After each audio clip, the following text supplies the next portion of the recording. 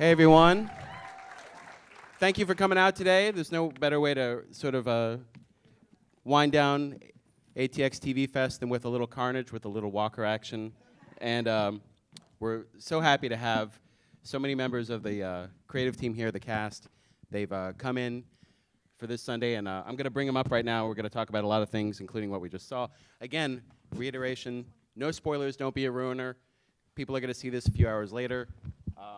Then we'll all be on the same page, but no OMFGs or WTFs. Turn off the Twitter. First, I'm going to bring up EP Dave Erickson.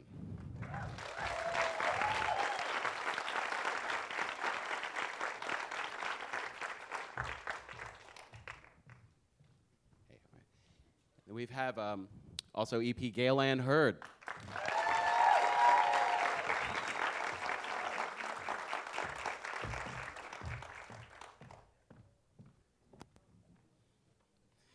Next up, she plays Madison, Kim Dickens.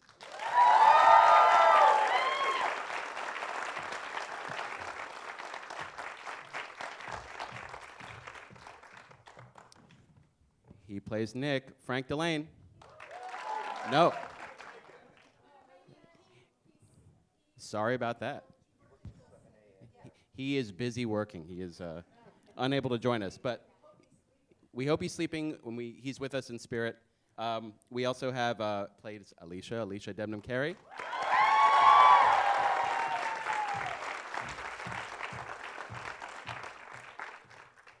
As Strand, Colman Domingo.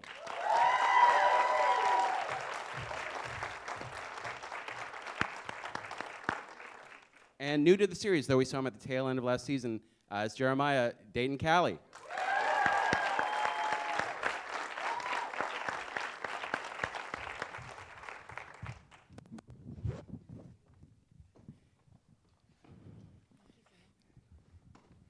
Thank you again, everyone, for joining us. Thank you, Doc. I know you're all busy. I'm assuming since you're here, you've all been killed off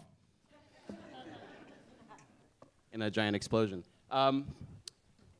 Let's just talk about what we just saw. We're not going to give anything away again, but what can you tell us about the reemergence here of Daniel right at the end? Do we know if what we're seeing is real? Because we know on this show, if you don't see someone actually die, there's a good chance they might come back. What we saw is real. Daniel is back. We've been looking forward to bringing him back for a long time. So, yeah, this is a little bit of a taste. And then next week, there's actually a very Daniel-centric episode. So I think we'll get a lot of information about where he went, what happened, how he found his way to the dam. Great, that's awesome. Speaking of, well, we thought he had died last season, though there was a chance he could come back, and he did. I wanted to start off by talking about how this season kind of opened in a very impactful way with the death of Travis. And if Dave, you and Gale could talk about how that why you chose to do that right at the top and how that works to drive this season in particular. I mean, a big part of the season really is about morality, the loss of, and I think Travis was, he was the moral compass of the show. And I think what we're going to see happen, the reason to do it early was to drive Alycia and Nick and Madison in a very specific way. Because I think in his absence, everyone, especially Madison, kind of doubles down on the cruel element of the apocalypse and what you have to do to survive. And I think part of what is, as a thread, part of what the season's about is trying to get back to what Travis offered throughout the duration of seasons 1 and 2. I know he had a bit of a dark turn at the end, but for the most part, he was sort of this rock, and he was consistent. And then, and then he wasn't, and then he was gone. But it was really about the emotional impact that has on Alycia and Madison and Nick. I mean, Alycia was with him when he went, and she's also, wrestling with the fact that she killed a man last season, so there's a lot going on. And then Madison's just in a place where she has to do anything humanly possible to protect the kids again, and then she's willing to associate with some very unseemly people to do it. Kim and Alycia, if you could talk also just more specifically about your characters in the wake of Travis's death and how that is formulating how you feel about being at the Brokejaw Ranch and with the people that may not have been responsible for his death, but certainly caused the chaos that led him to that helicopter and so forth. Where are your characters going forward? What are their mindsets? Do you want me to go or you? You go for it. I'll go first. Well, I think like Dave said, Madison really sort of takes control and doubles down. That I mean, I don't think she could bear his sacrifice to be for nothing. And I think she, Madison goes pretty dark this season, and I think that sort of spins her off in that direction. She becomes really merciless to do, in doing whatever she needs to do to survive and save her family. So that sort of propels her in that direction, I would say.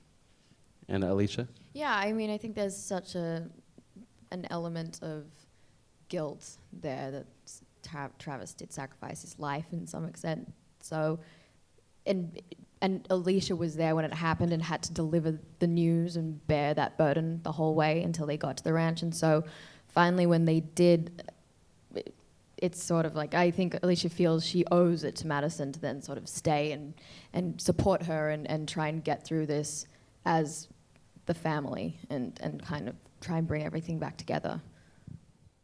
Alycia? I'd like to make it clear that they're the bad people, not, not me. Not me. You're the bad people. The outsiders, Whatever you the think. unprepared. Yeah, sure. We'll see. We'll see. But this episode in particular, Alycia, it was fun to see your character lighten up and laugh. Yeah. How good was that? It was a funny episode, too. Yeah. It was funny when we were filming it as well. Like, it was a very different tone to what we were used to. And I remember when you and I were filming, like, the scene where we're at the cafeteria, and we were struggling with it so much because we were like, what is different? And I was like, it's the tone. Like, there's something, this entire script was suddenly a little bit, I don't know, like macabre, but absurd and then a little funny. And so it was great, I mean, for me to be able to actually then have some time with some teenagers as well and explore that side of Alycia that we never really got to see. She never did the whole college thing. She didn't do, we never saw her let loose in any way. She's always had to be the responsible one. And we finally get to just see her just sort of try and fit in and be a kid, and it's great. I mean, I had such a fun time filming it as well. It was like a nice change from being stressed and like running around and breathless, and it was like, oh, just get to hang out. It's great. And I think you can share the microphone between you two. I think that's why. But also, when characters on The Walking Dead, Dave and Gale, when they find shelter, whether it's a long stretch or temporary, does that sort of allow for lighter moments? Because this is a heavy universe, and when there is food and shelter and a little bit of assurance, does that allow for these comedy beats that you wouldn't normally be able to do? Absolutely, and I have to say, for all of us, we were commenting on this, watching this episode with you. It was great that you got the joke. It was great to hear you laugh and understand that it was okay to laugh. And the truth is, going back to the films that I've made, like Terminator and Aliens, humor is very much part of it. Humor is what makes us human. I don't know, there's a lot of joking in the rest of the animal kingdom. And being able to enjoy that brief respite from survival, that, and even during survival when you're faced with death, like late Bill Paxton did such a great job, and as Hudson in Aliens, we're all gonna die, it really enables you to connect with the characters in a way that you can't always in the action moments. And if you could talk a little bit, too, about the choice to bring a doomsday prepper sort of survivalist camp into this season and what that means, because you do want people to land somewhere for a while, but this dynamic is really interesting because there's a lot of places where they're finding middle ground, but then a lot of places where they're butting heads a lot. What was behind the choice to bring in these type of characters? I mean, it's a big dynamic for the season, and the reason we met Dayton last season, the reason they are preppers, but they really started as a militia group, and they were patrolling the border, and it was an attempt to bring as many border elements into the season as we could, just as a backdrop, because we obviously established Mexico last season, and that story that we pick up, continues throughout the season as well. And eventually there'll be an integration of both sides of that. But it's interesting because I think the big challenge for Maddie and for the family this season is to really dirty themselves a little bit, because there are good people at the ranch, and then there are very, very bad people. Of course, Dayton's not one of them. Dayton's One of the good guys. one of the good guys. But obviously Troy has some issues, and I think that there's a lot of there's an element at this place which is tarnished, and these are people that some of whom Madison would not have associated with prior to the apocalypse, and so now it's really a question of, okay, how far will I go in order to? But it's an important distinction, because I do think that's really, in terms of the question of morality, one of the elements of the season is coming to realize exactly how good or bad Dayton's character might be. And then also, in what some of the sins that they committed, some of the crimes committed prior to the apocalypse, how those might come and bite them on the ass as the season progresses. And the more you learn, the harder it is to continue the association. So, go. And I always love the fact that the criticism we got on The Walking Dead and the comic book was always, well, if I were to survive the zombie apocalypse, I'd go out on a yacht. Well, we saw how that turned out. And then the other group is, well, I would connect with a group of preppers. Well, we're going to see this season how that works out. Speaking of preppers, Dayton, if you could talk a bit about what it's like to join this universe, this show, and as prepared as Jeremiah was for the end of the world, this was the way the world has fallen is definitely not something he could have predicted with the walkers and the rise of the undead. Is that an element that possibly even took him by surprise, as prepared as he was? Well, having all these goody two-shoes come into my ranch was a bit of a Madison shock. and goody two-shoes? your pardon? I don't know about that. All these proper people. So he probably wasn't expecting as many people trying to use his place. No, they don't belong in my place. But he deals with them. And I don't know, what'd you ask? Yeah, exactly. I mean, You went off on a how tear. prepared was he for what is happening? And because he's not, like you said, he doesn't rule like an autocrat. But he's just sort of letting things happen in stride. He's not really pounding his fist and demanding things. Was he prepared to have the Broke Jaw Ranch be the way it is right now? Well, yeah. I don't know if anything's really different. He just let a few new people in, and he's got to check them out and see what they're worth. And I'm sure, They're going to be worth a lot to you.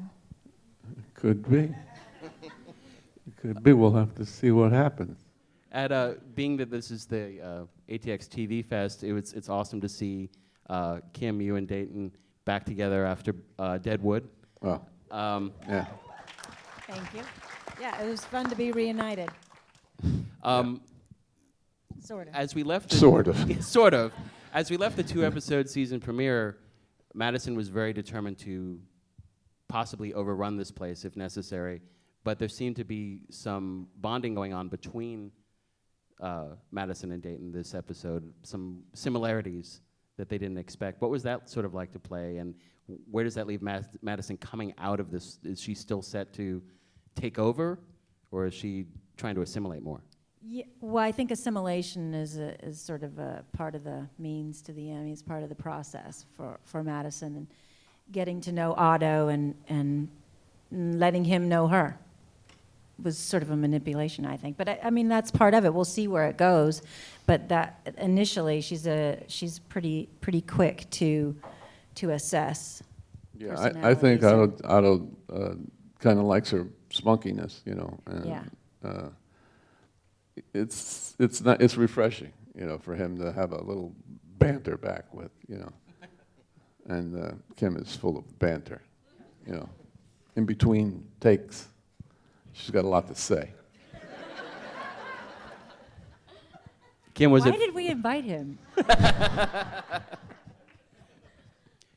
Kim, was He it fun to stuck sort with of me. say like I am very difficult to like to sort of proclaim that when you're asked for your character, because this is someone who has to and has already had to make really hard choices that on a, you know, and you're on a show where every character has to make these type of choices, and fans are so invested, they're like, I wouldn't have done that, or I would have totally done that. But to be able to say something like that feels very liberating. Oh, I love that little banter right there in the. Yeah, I like that exchange between them because, you know, it is very liberating for the character because, and I think it's going to resonate with the audience too. It's like Madison, she sees it, you know, every day. She's got nothing left to lose. She'll put everything on the line. She doesn't care about being liked, certainly, you know. But she's something to be reckoned with. And she lets him know. Colman, you are not on the Brokejaw Ranch at the moment. You're off on your own, Strand's on his own side adventure. And what I really like about your character is that you're, you know, in the premiere you start, well, he could speak Spanish, you know, and there's something. Didn't know that, did yeah, you? so. Neither did I. But it's indicative of Strand as being somebody who doesn't show all his cards to everyone, and I expect, like, there could even be a scene where there's a tank and someone's like, we got to get out of here, and he's like, follow me, and I know how to drive a tank or something like that. I mean, that has to be really fun to play, especially when you do get a script and, you, like you said, you didn't know he speaks Spanish, because you're always discovering something like that about, because he's so full of secrets. That's what's exciting. What were you going to say? He asked if it's fun to play a bullshitter. Yes, it's nice to play Dayton, Callie. He's the best guy in the world. I love this guy. No, he's great, actually.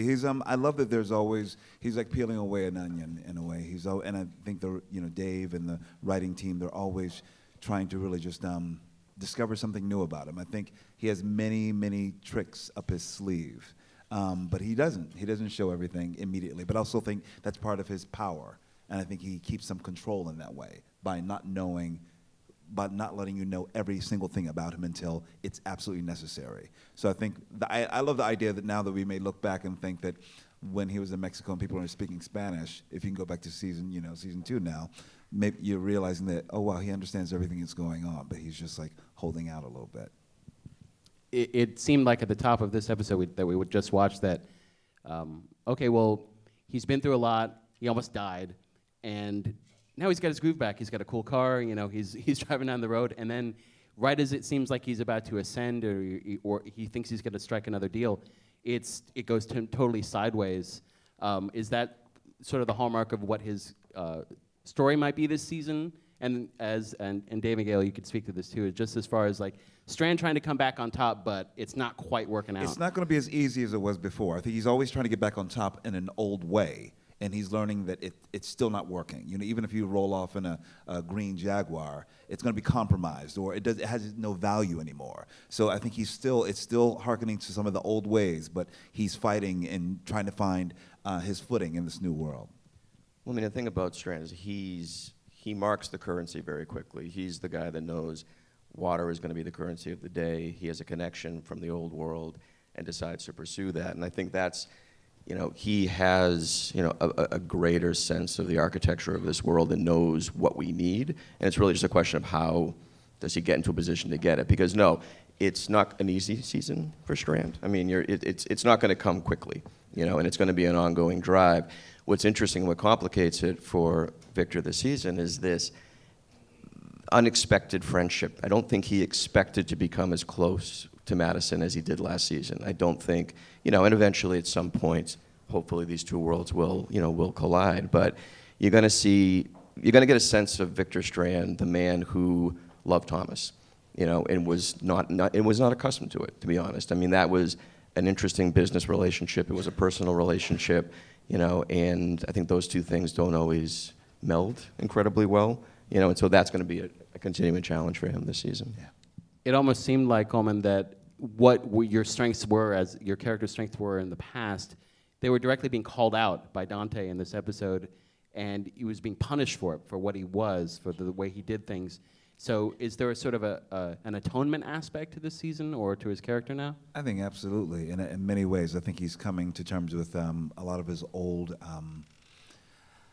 vices, things that he used to do, or the way maybe he thought it was a different relationship. He thought, well, we were doing business together, and that was, this is what you do in business. But I guess he wasn't being as human as possible. So I think that season 2, in many ways, I keep saying it was a deconstruction, in many ways, of Victor Strand, or even Western civilization.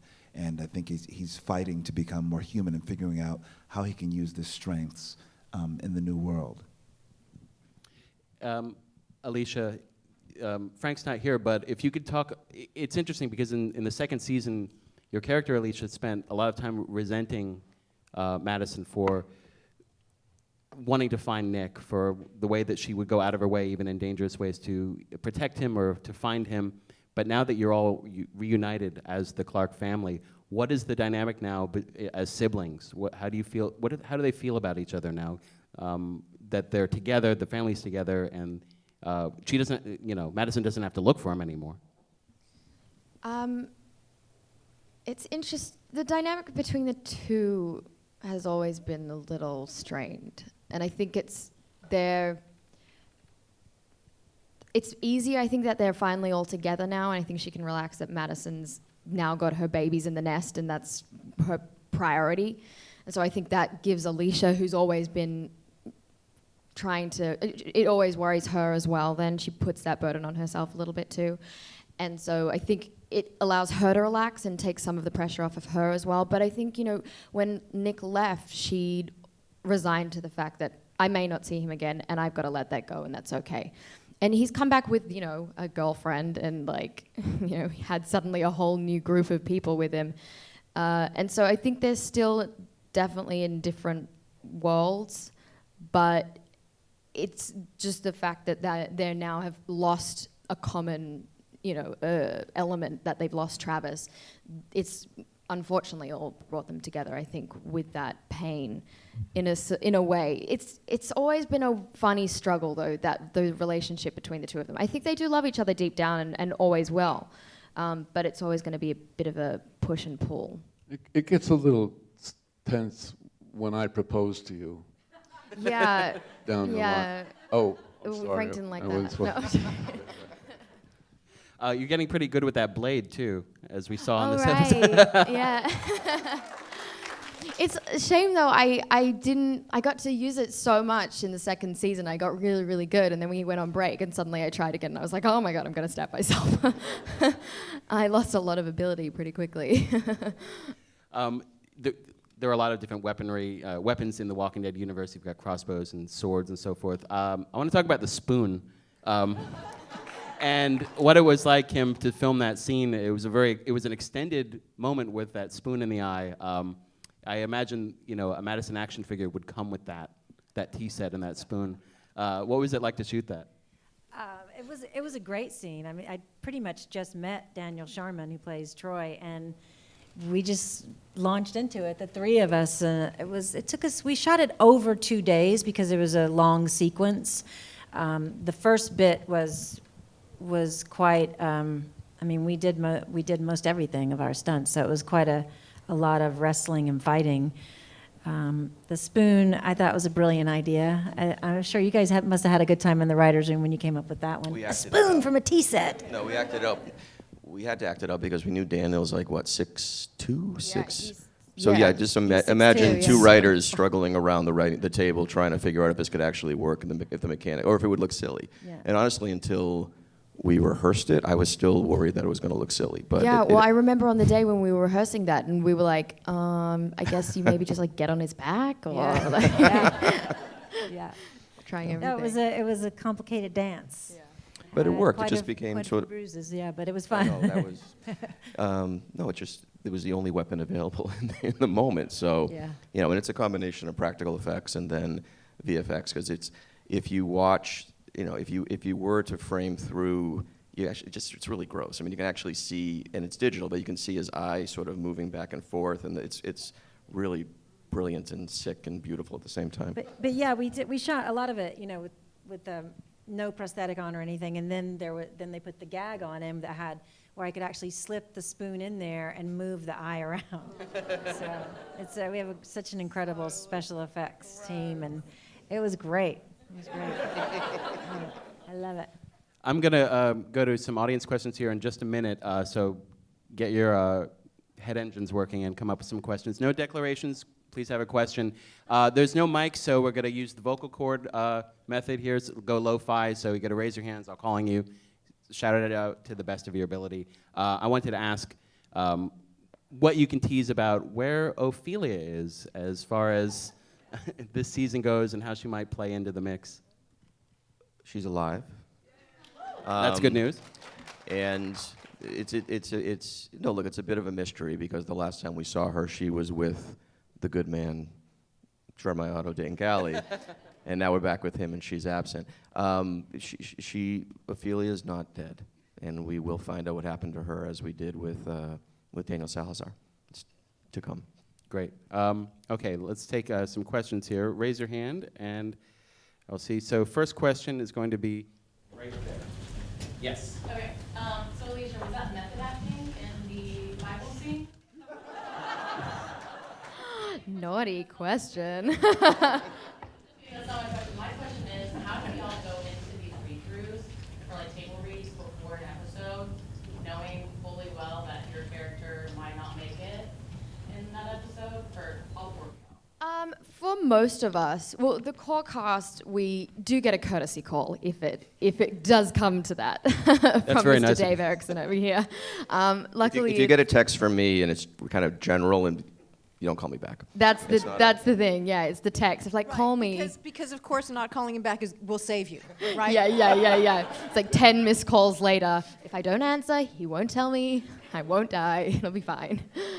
So yeah, I mean, we kind of get a little heads up. But then there are definitely others that don't get as much of a notice, I think. Everyone gets a call, usually gets a heads up. There's an occasionally yes, or somebody speaks out of turn. I was thinking more of like, the day players and stuff like that. Yes. Well, no, it wasn't funny, but when we actually, as you get later in the season and the scripts come out a little bit later, sometimes when we sit down for the table read, it is the first time you guys actually get to Yeah. read the script.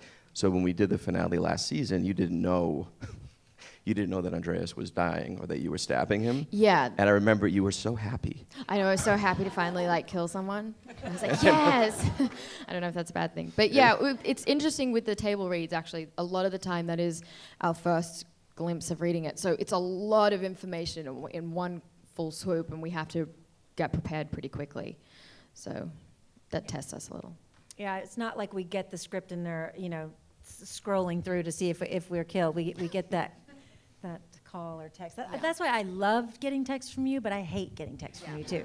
It's always a little bit, takes your breath away. And then we're all hustling for information on the side too. Like, what do you know? What do you know? We're hustlers. I know this. Okay, someone else here? So I'm going to do another close-up, and then I'll get to the back. Yeah, I just have a general question for the actors. If hypothetically your character got a centric episode each, what would you want to happen to your character? What would you want them to get out of that episode? I just had a pretty centric episode actually recently. I did I think it's 313. And I didn't expect it to be what it was. I was really excited to finally have something that was I could really sink my teeth into. I'm so beyond scared to even see it. I just don't want to see it. But it was like it is hard and it's a lot of work. But what I found was that the growth you can just have in that one episode where you get to just have a big chunk to yourself. Like, it's a lot of work, but you get to grow so quickly as a character, and that's really, really fun. So I don't know, that's just from what I thought just then, because I've recently had that experience. I want to sleep with Madison.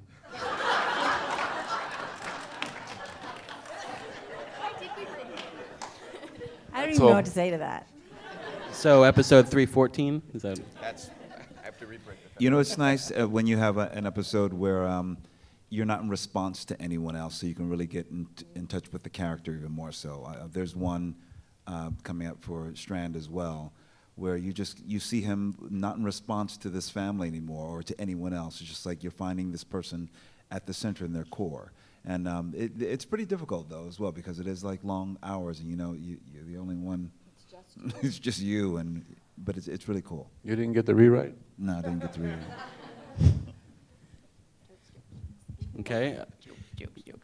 For me, it's nice when other people have the episodes to themselves, because then you get a break. We work really hard and really long. It's really fun, though. For Madison to do one, I don't know. I think I would love to explore her backstory, maybe. I don't know. Maybe I'd have some days off for that, too, because it'd be young Madison. No, I don't know. I mean, these... Played by Alycia Debnam-Carey. Exactly. I'm so surprised by every script I get. I'm just blown away at the talent and the story the beautiful stories they write for us. So I don't know. I'd leave it up to Dave. I'd be surprised, I'm sure. Okay. No more breaks. Another That's good. I question don't out want there? breaks. Here's one right here. She's been here. All right. Hi, I'm Megan. My question is, what modern convenience would you miss most if you were in a genuine zombie apocalypse? Yeah. Hotel? Yeah, as your person, What would yours be? Oh, showering. Beds, beds. Like good comfort food. Soap.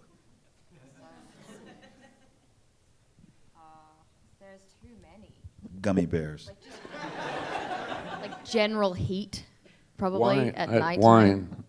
Wine. You can find wine. Okay. I'd definitely be finding the wine. You could make booze, yeah. Yeah, you can do that. I miss avocado on toast. Was it making wine and spirits in your manual?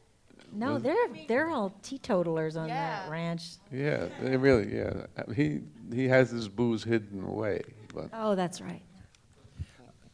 For just also, Dave and Gale, if you could talk a little bit about, Daniel Sharman couldn't be here, but Troy, the character of Troy, new to this season, what he adds, the wild card effect that he sort of has, because this episode seemed to table him a little bit because he and Nick came to this weird understanding at the end. As both of I guess they're the sort of the problem childs of their respective families, but what does Troy add as far as what we can expect? Is he more of an ally? Will he become that later on, or is he always going to be a danger?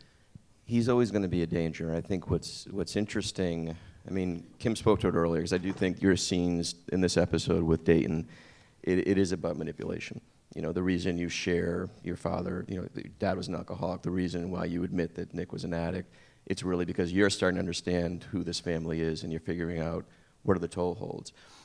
And I think the interesting thing to consider with Troy and with Nick, because look, Nick's big debate in this episode is the question of, okay, he's clearly a threat. He did horrible things. My girlfriend was shot because of him. We can't possibly stay. But the thing about Nick that's interesting is, I mean, he is and will always be, he is an addict. And it's really now a question of, it started with when we met him, he was using heroin. Season 2, he really got close and, up close and personal with the dead. And I think there was something in that sort of self-destructive quality. And so strangely, in this dangerous relationship with Troy, there's a shared darkness, I think. So Ryan Scott wrote this episode, and there's again, it's another scene which I thought came out quite beautifully, and I wasn't sure on the page. It was one of those moments of sort of leap of faith. Let's see how this goes on the day. And it worked really well. So I think as we move forward, I do think you're going to see a strange connection. It's never going to be trust, but I do think our family is going to get to a place where they've managed to, I think, manipulate and ingrain themselves enough in this community that there's a modicum of safety, but then we definitely see Madison working Otto. We're going to see Nick getting a little bit closer to Troy. And then Alycia will get into that as well as the season moves forward. And the other thing is that in casting the role of Troy, that's a really difficult one. And I think Daniel Sharman just does a fantastic job, because there's something still charismatic about him. And you could very quickly go sort of dastardly with it, and there's so many layers of his performance. And you know, when you see that, I can't pronounce Teotihuacan, whatever. Yeah. When you see the video and see how he was treated from the time that he was small, you know, you have this you know, you get this sense of pity for him. Yet he's the one person that wouldn't want to be pitied. But anyway, I think that Daniel just does a fantastic job. Another question out there? Yes.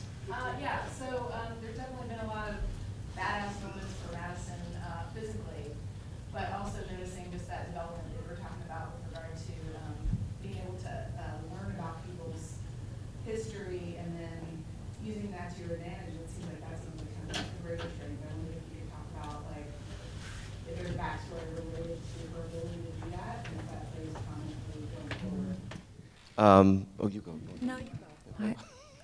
Just from being a counselor and working with the teenagers, I think is part of her, you know, her education comes with personality assessment and psychology of people. And beyond that, we find out more about Madison's earlier life later on. Yeah, I mean, she understands psychology. She definitely she understands Troy. And I think you're right. I mean, Daniel, the danger of that character is that he can play psychopathic because he is.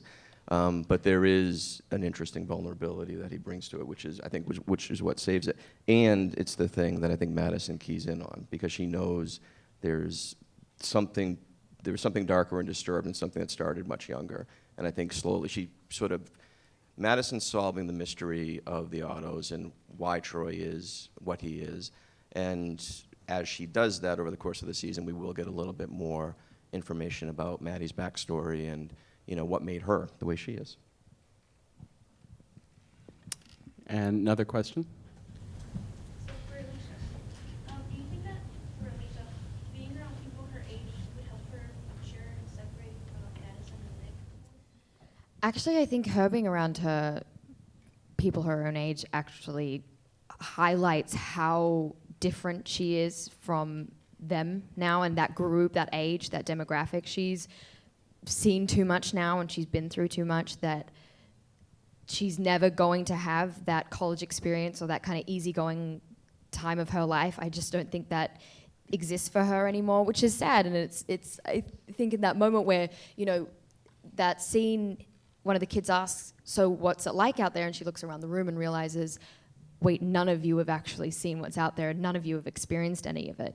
And this episode and the episodes following too, a lot of her trying to fill a void and trying to fill some sort of experience that she never had, but to no avail. I think she starts to realize that she can't, she's just beyond that. And she's now stuck with the morbid reality of kind of being in some self-destructive family and environment that's beyond anything happy, unfortunately. Great. Oh, we're going to take answer. one more question, and then we're going to wrap things up. But okay. I was just wondering how you guys went towards getting involved. Did you audition? What did you think when you first saw the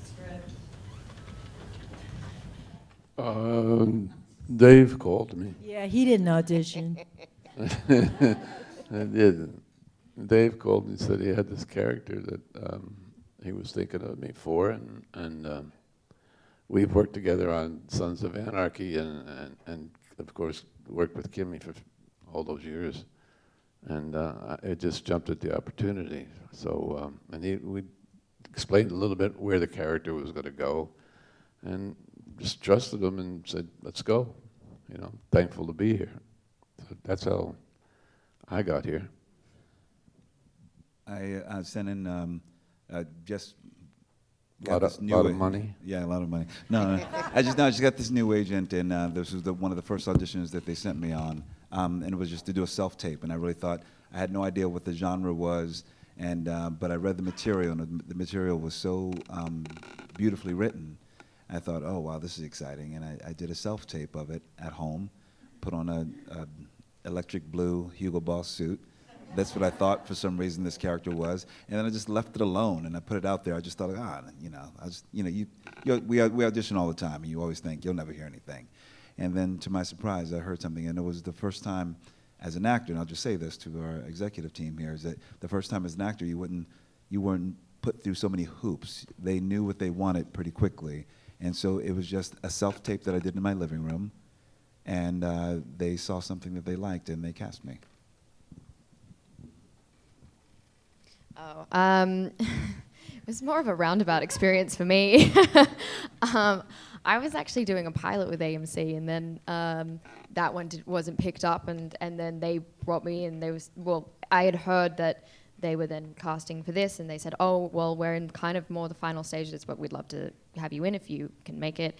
And then from that point on, it was actually very, very fast. I've never had an experience that was so quick in the same way. And then, I got the job pretty quickly, and then I got to test with everyone, which was really fun. I didn't get to test with you, though. I tested with like 7 versions of Madison. Oh, really? Yes, you were by far the best one.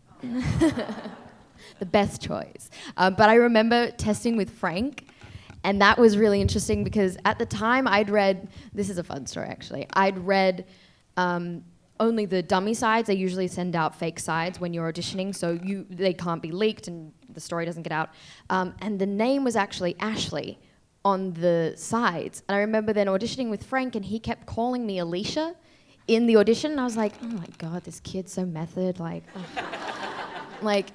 like just having met Frank for the first time too, who's so kind of awkward and I mean sweet and wonderful, but like I thought, wow, this is getting really intense straight away, like calling me my name in the scene, like what's going on? And then it wasn't until after that I was like, oh, they've changed the name. Like that wasn't the name. But yeah, I got to meet Cliff as well there. I kind of got to see everyone. It was really cool. I auditioned, and I did. Yes, and you were sworn, and then you came back again because Yeah, and then I auditioned, and then they asked me to do a chemistry read with Cliff Curtis, and so we did that. It was fun. Filmed that like a screen test. Yeah, I mean, and Cliff bounced back and forth in New Zealand, I think 3 times in that process. I'd call him and say, can you get back on a plane and come back? And he's like, yeah, I'll be there. He was great. Guys, thank you so much, everyone, for coming out today, joining us. Thank you, Dave, Gale, Kim, Alycia, Colman, and Dayton for coming out. And enjoy the rest of the festival for this afternoon. It ends today, and thanks, everyone. Thanks, guys.